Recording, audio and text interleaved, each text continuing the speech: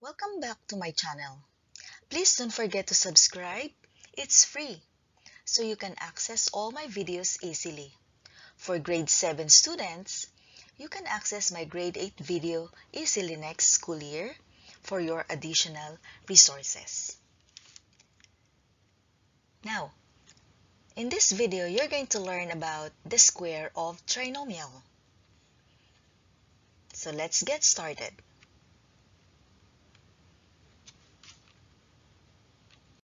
So squaring a trinomial is the same as multiplying a trinomial to itself 2 times. Trinomial means 3 terms, so 1, 2, 3. So this exponent tells that we are going to multiply this trinomial twice. Okay? So what are we going to do now is we are going to get the product of this using distributive property. And then later on, we are going to find the pattern on how we can get the square of trinomial easily. So let's do the distributive property first.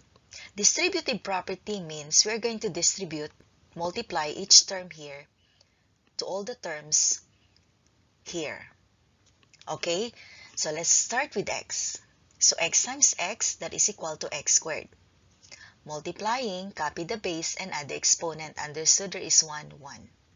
And then x times y, that is plus xy. And then x to z, that is plus xz.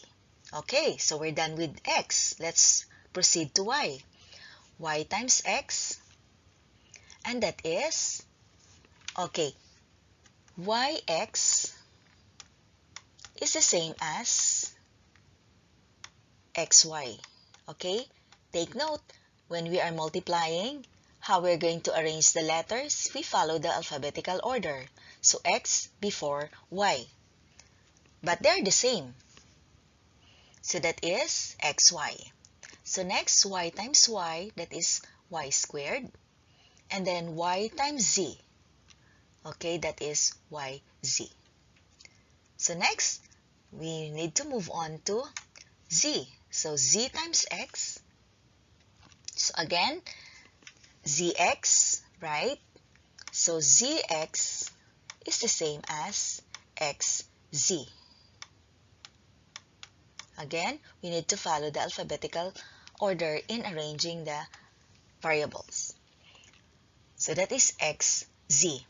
And then next, z to y, z times y, that is yz. And the last one is z to z, or z times z, that is z squared. So since these are all positive, so we don't have problem here. We're just going to add them. Now, we are going to arrange this. When we are arranging terms, we need to follow the rule, which is we are going to write first those who have the highest exponent. Okay, so variables or variable with the highest exponent. And then let's check also if there are similar terms here. So now we have x squared here. So that should be the first. Then we have y squared also, so plus y squared. And then we have c squared, so plus c squared. Okay, so we're done with that 3 terms there. Next, let's see if there are some similar terms. So we have xy and xy there. So we are going to add them. Xy plus xy is 2xy plus 2xy. Means we're just simply doubling this one. And then we also have xz and then xz there. So xz plus xz, understood, you have 1, 1, so there are 2. So 2xz. And then yz and yz there are 2 again, so plus 2yz. So that's the final answer. Okay, so how are we going to get the product now easily? Check. X squared, y squared, z squared. Simply, we're just going to square this. Squaring means multiplying to itself. X times x, x squared. Y times y, y squared. Z times z, z squared. So we're done with the 3 terms. What about this one? So this is simply combination of 2 variables here, multiplying x times y. And that is xy, then times 2. Because there are 2 here, xy and xy. And then to get x, z, simply x and z. And then times 2 again. And then to get yz is simply y and z, and then times 2. Okay, so it's easy, right? So this time, we're not going to use the distributive property anymore. Let's just follow the pattern. Square the first term, that's e squared, plus square of the second term, b squared, plus square of the third term, c squared.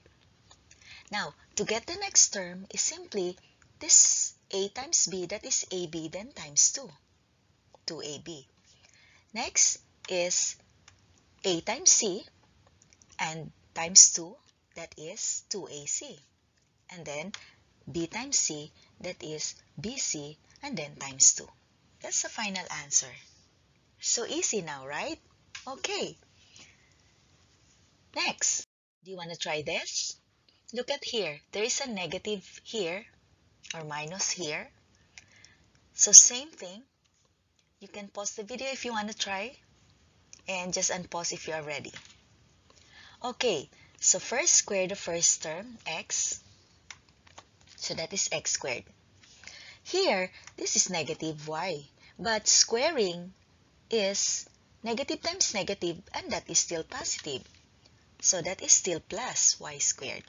And then the last term, which is c, and that is now c squared.